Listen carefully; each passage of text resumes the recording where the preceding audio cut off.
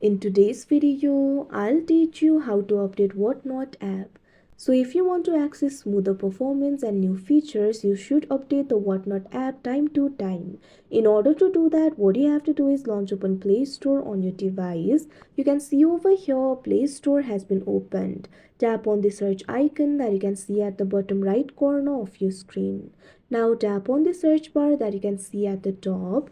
Now what you have to do is simply search for Whatnot. You'll be able to see the results over here. Find this application for Whatnot and tap on it.